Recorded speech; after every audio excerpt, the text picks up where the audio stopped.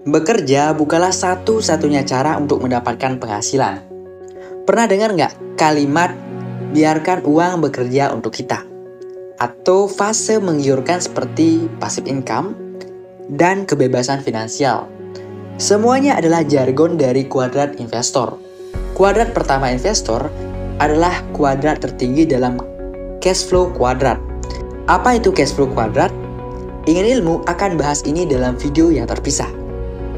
Kali ini kita fokus pada investasi. Secara sederhana, investasi adalah penanaman modal baik dalam bentuk uang atau aset ke dalam suatu lembaga atau entitas untuk mendapatkan keuntungan. Artinya, untuk menjadi seorang investor, kamu harus memiliki uang atau aset. Namun, bukan itu saja yang harus kamu siapkan. Tak semudah itu ya Ferguson.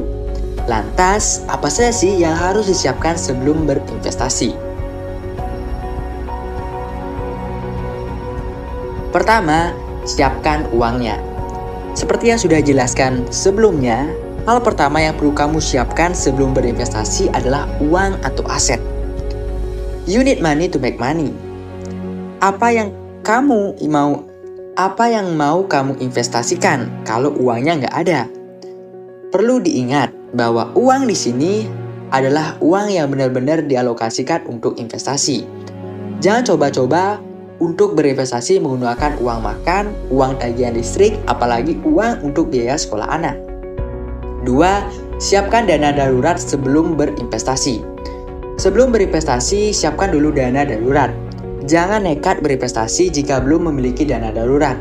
Jadi, kalau ternyata investasi kamu tidak membuahkan hasil alias zonk, kamu tidak mengutak-atik biaya hidup bulanan kamu. Sekali lagi, saya tekankan, berinvestasilah dengan uang dingin alias uang yang memang sudah kamu siapkan dan tidak digunakan untuk kebutuhan lain. 3. Memiliki pola pikir yang tepat. Banyak orang yang menjadi korban investasi bodong karena tergiur oleh keuntungan yang melimpah dalam durasi yang singkat. Padahal investasi itu butuh proses, nggak bisa instan. Ada sih beberapa kasus investasi yang melejit secara instan, but that's one in a million. Mau makan mie instan aja harus dimasakin lebih dahulu. Benar kan? 4. Ketahui profil risiko. Setelah memiliki pola pikir yang tepat, kamu juga harus mengetahui profil risiko dalam berinvestasi. Profil risiko merupakan tolak ukur seberapa besar toleransi kamu ketika mengalami risiko investasi. Ada 3 macam profil risiko dalam berinvestasi, yaitu risiko rendah, sedang, atau tinggi. Biasanya semakin tinggi risiko investasi, makin tinggi juga peluang untungnya, atau istilahnya high risk, high return. Kalau situasi finansial dan mentalmu hanya kuat untuk investasi berisiko rendah, ya jangan memaksakan diri. 5. Pahami metode investasi. Jangan asal berinvestasi. Untuk memaksimalkan investasi, kamu harus benar-benar belajar dan memahami seluk-beluknya. Kamu harus memahami instrumen investasinya, bagaimana cara memilih investasinya, serta selalu mencari tahu bagaimana cara menganalisisnya.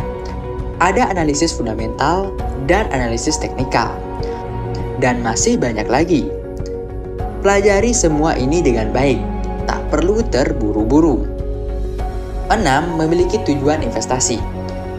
Berinvestasi tanpa tujuan seperti berlayar tanpa arah. Hanya terombang-ambing saja mengikuti arus. Ini dapat membuat perjalananmu kurang maksimal. Ketika berinvestasi, kamu bisa menetapkan tujuan sesuai kemauan dan kemampuan.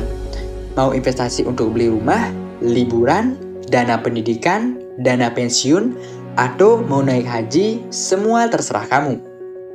7. Tentukan jangka waktu investasi. Tujuan dan jangka waktu investasi yang jelas dapat membantumu memilih jenis investasi. Untuk durasi yang pendek, misalkan 1-2 tahun, kamu bisa menggunakan reksadana pasar uang atau RDPU, obligasi ataupun deposito. Untuk jangka panjang, 2 tahun atau lebih, kamu bisa menggunakan emas dan saham. Nah, itulah beberapa hal yang perlu disiapkan sebelum berinvestasi. Setelah menyiapkan segala pembekalan, kamu sekarang sudah siap berpetualang mengarungi dunia investasi. Selamat mencari cuan ya untuk teman-teman saya semua. Semoga video ini bisa membantu kalian. Thanks for watching and see you in the next video. Goodbye.